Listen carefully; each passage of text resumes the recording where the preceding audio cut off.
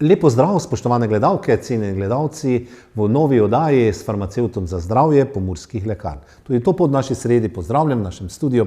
Magistra farmacije Bojana Madžara. Bojan, lepo zdrav. Pozdravljeni. Začelo se novo leto, prvič smo v tem letu skupaj in tudi že neke novitete, ki jih danes prinašate. V tole oddajo, ko ste mi napisali, o čem bi se naj pogovarjala, kako rečejo, to popolnoma prvi oddaji, če bi moral takole sesti z vami, brezveden, ne vem, za kaj se gre. Gre za brezšivno skrb. Gre pravzaprav za novo storitev, ki se je začela v letu 2023 izvajati v Sloveniji. Marsikomu, ni jasno, verjetno tako ne meni, bi nam hoteli pojasniti, pravzaprav pa našim gledalkam in gledalcem, zakaj gre?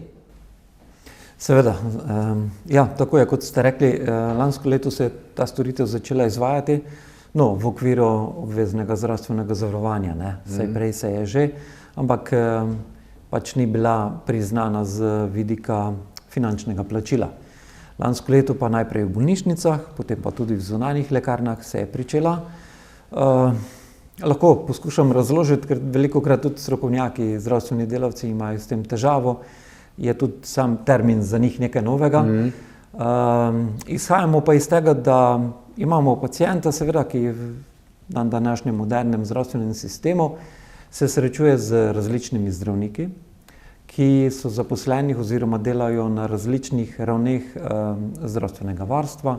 Govorimo o tako imenovani primarni ravni, kjer smo mi farmacevti v zunanjih lekarnah, pa potem najpogosteje obiskujemo pač svoje izbrane osebne zdravnike, pediatri, zobozdravniki in tako dalje. Potem obstaja seveda tudi sekundarna raven, to so regijske bolnišnice, ne, pa terciarna raven, to sta oba univerzitetna klinična centra. Skratka, v vseh teh ustanovah, na mestih, ravneh zdravstvenega varstva, torej pacient nekako prehaja. Običajno so ti prehodi pospremljeni z nekimi spremembami. Se mu uvede nova terapija, se mu spremeni terapija, se mu ukine terapija. In seveda, če potem te informacije sledijo pacientu o zdravilih, je ok. Tega si seveda tudi želimo. Bolj nastane težava takrat, ko se pojavijo neke razpoke, ko se pojavijo neke informacije, ki se zgubijo, spremenijo, potem pa lahko zadeva seveda tudi eskalira v negativno smer. In tega si seveda ne želimo, tako da pravimo, nočemo šivov dodatnih, da bi potem te neke razpoke težave reševali, zato brezšivna skrb. To se pravi, na enem mestu potom kartice se vidi, pravzaprav zdravniki vidijo, od specialistov do vseh drugih, ni treba pacient nositi vseh izvidov sabo, recimo, ne. Zdaj sem to tako malo posplošil, ne. Samo zdravniki tole vidijo ali vidite tudi vi v lekarnah terapijo, zdravila in vse ostalo? Ja, zdaj, to, kar je vključeno v brezšivno skrb, se pravi te informacije o zdravilih vidijo dejansko načeloma vsi zdravstveni delavci, ki se jih to tiče, ne. Gre za informacijo o zdravilih, ja, torej tiče se absolutno zdravnika, ne, verjetno tudi kakega drugega zdravstvenega delavca, pa seveda farmacevta na različnih lokacijah. Tako da, ja, omogočeno je pač, da potem te informacije vidijo različni zdravstveni delavci, saj to je tudi namen, da bi v vsakem trenutku videli tisto pravo sliko, ažurne podatke o pacientovih zdravilih. Zdaj pa smo tu. Kdo skrbi za tole ažurnost? Katera služba, kdo je zadolžen, da so ti podatki takoj, pridem od zdravnika, tako kot recimo pridem od zdravnika, zdravnik napiše recept, pridem v vašo lekarno, že dobim na kartico vse, kar mi je zdravnik napisal. Seveda, če je napisal, če ni pozabil ali pa je prišlo do kakšne zamude ali pa česa. Kdo ažurira te podatke? Te podatke ažurira farmacevt.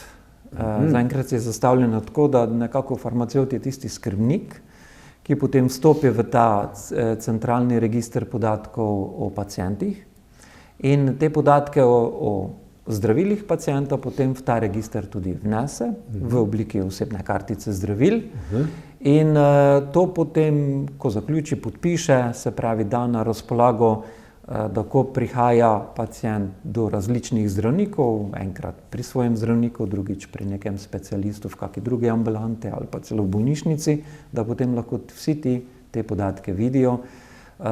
In ja, to bi pa poudaril, te podatke, ki so v tem registru, lahko spreminja samo farmacevt, zdravniki in drugi zdravstveni delavci te podatke berejo. Mi farmacevti pa poleg tega, da jih beremo, jih lahko tudi urejamo. Ena naloga več, ne, Bojan, kar precej bo verjetno s tem dela. Mi je povsem logično, da farmacevti vidite informacijo o zdravilih. Vidite vi vse ostale podatke? Brško ne, če urejate in imate dostop, da urejate te podatke. Ostale, terapije, vse tisto, kar zdravnik recimo tudi predpisuje. Vsega ne vidimo, seveda. Mi vidimo tiste podatke, ki se nas tičejo. Včasih bi rabili kakšen podatek več, bi nam bilo mogoče kaj bolj jasno, ampak zaenkrat je tako, da niti indikacij ne vidimo. V določenih državah to farmacevti lahko tudi vidijo, mi pač ne, se pravi, mi ne vidimo, zakaj ima določeno zdravilo, vidimo pa seveda, katera zdravila ima in pa določene podatke, ki jih je zdravnik ob tem še zapisal, tako da do tega pa seveda absolutno moramo imeti dostop. Informacije kot takšne imam kot pacient dostop do tega, lahko to jaz tudi vidim doma na računalniku oziroma laptopu. Ja, to so vaši podatki, ne? Ja, naj bi, ne, ampak ne vem. Moraš imeti kakšno aplikacijo ali kaj podobnega, ne vem. Ja, no, po eni strani ja. Če želite vi v elektronski obliki videti te podatke, mi ko jih naložimo, ko govorimo o tem ZVEM-u, portalu, pa o centralnem registru podatkov o pacientih, to je neka elektronska oblika podatkov. Če imate urejen dostop do tega portala ZVEM, kar si lahko brezplačno seveda vsak pacient naredi, rabi seveda svoje digitalno potrdilo, da dostopa do tega, ne? Potem lahko seveda vidite, podobno kot lahko v ZVEM-u vidite, katera zdravila ste dvignili, kaj vam je bilo predpisano, kakšne napotnice imate, potrdila o cepljenjih in podobno. Tako da to je vidno. Zavedam se, da večina ljudi tega še nima. No, ampak kljub temu, vsakemu pacientu, bodisi v bolnišnici ali v zunanji lekarni, ki mu izdelamo to osebno kartico zdravil v okviru brezšivne skrbi, mu potem ta seznam, te informacije o zdravilih tudi natisnemo na list A4 formata, tako da v fizični obliki ga ima potem s sabo. Ja. Kje se ta brezšivna skrb izvaja? Brezšivna skrb se lahko izvaja v različnih lokacijah, prostorih. V glavnem mora biti prisoten farmacevt, stalno. To je za zdaj velja, da se to izvaja v bolnišnicah. Tam se je začelo januarja oziroma začetku februarja lansko leto. Se pravi, v naši splošni bolnišnici v Rakičanu, recimo. Delajo in so zelo farmacevti. Ja. Tam lahko izvajajo, seveda imajo določene kriterije, katere paciente lahko vključijo. Lahko se pa izvaja tudi v zunanjih lekarnah, se pravi, od julija pa lahko izvajamo tudi mi v pomurskih lekarnah. Tako da v bolnišnicah, seveda je proces malce različen, recimo v bolnišnici imajo eno od pravil, od kriterijev, da izdelajo to osebno kartico zdravil lahko bolnikom, ki so ležali v bolnišnici, se pravi, da so bili hospitalizirani vsaj za 48 ur, pa še neki drugi kriteriji, mislim, da tudi so. V takih primerih potem lahko izdelajo to osebno kartico zdravil. Morate pa seveda razumeti, da sama ta osebna kartica zdravil ni vse, ne predstavlja celotne brezšivne skrbi. Dejansko farmacevt spremlja tega pacienta tisti čas, ko je v bolnišnici, on že od njega pridobi zgodovino zdravil, ki jih je imel doma, potem se posvetuje z zdravnikom, če bo spremenil kakršnokoli terapijo, da se prilagodi to za smisla medsebojnega delovanja zdravil, pa ostale farmakoterapije, da ne bo prišlo do kakšnih neljubih napak. In potem, preden gre pacient domov, se farmacevt z njim spet usede, se pogovori, mu razloži, če je kakšna sprememba v terapiji bila, kako mora ta zdravila jemati. Izdelamo to osebno kartico zdravil, jo natisne in mu jo preda, in pa določena zdravila lahko celo izda v količini ene škatlice, da ima takoj, ko gre domov. Že. to so ta nova zdravila, ki jih prej ni imel, da lahko ima sabo, da ni treba še hoditi potem do lekarne. Tako da vse to nekako spada v okvir brezšivne skrbi, tisto, kar pacient dobi, kar je osnova, je pa ta osebna kartica zdravil. Bojan, je to kakšna posebna tudi fizična kartica, kot je zdravstvena kartica, ali je to vse že na tem? Za zdravnike pa za ostale, pa farmacevte, pa ostale zdravstvene delavce je to elektronska oblika, se pravi nič oprijemljivega, ampak preko portala, ko prek interneta vstopijo, preko kartice, zdravstvene kartice pacienta, potem lahko to vidijo. Za paciente je pa to tudi ni neka kartica, mi pravimo sicer kartica, ampak to je dejansko zapis informacij o zdravilih na en A4 format velikosti papirja. Torej, jaz prijem v lekarno, kot zunanji izvajalec ste, moram dati zdravstveno izkaznico, da se identificiram oziroma da se predstavim, potem pa več ni nič potrebno. Brez zdravstvene pa ne morem pri vas prositi za tale brezšivno skrb.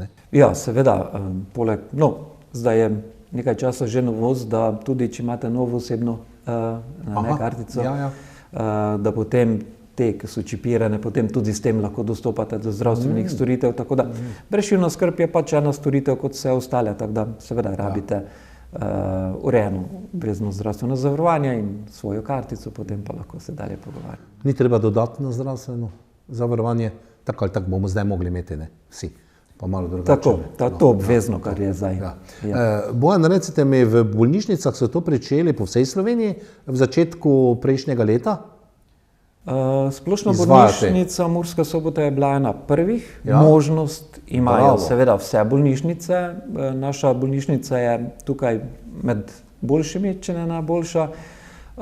Počasi so se priključevale tudi druge, morate se zavedati, da seveda za to rabite čas in pa ustrezno usposobljen kader, tako da to je bil tudi predpogoj, ampak tu pri nas že kar precej izvajajo. Bojan, Pomurske lekarne pa ste pričeli v drugi polovici lanskega leta, tole tako z prve roke. Veliko je tega zahtevkov po tej kartici oziroma po brezšivni skrbi? Zaenkrat ne, ker ljudje še niti tega ne poznajo. Tudi namenoma še nismo prej delali promocije, čeprav je zdaj že pol leta od takrat, ko lahko izdelujemo in ko imamo možnost, da nam potem Zavod za zdravstveno zavarovanje seveda to finančno povrne, to storitev. Ampak na začetku je bilo kar precej tehničnih težav, kajti vstopamo v različne sisteme, nekaj vodi Zavod za zdravstveno zavarovanje, nekaj vodi Nacionalni inštitut za javno zdravje, pa Ministrstvo za zdravje ima neko svoj del, tako da računalniška podpora je bila kar potrebna, da smo to uspeli narediti. Tako rečem, od oktobra naprej smo pa se malce bolj tudi mi izmigali in začeli izvajati to storitev, bolj v tej obliki, ker ljudje pač tega še ne poznajo. Ko smo videli pacienta, ki glede na kriterije, ki jih je Zavod postavil, ustrezajo, da jih lahko vključimo, smo jim to ponudili in moram reči, da je odziv pa zelo dober.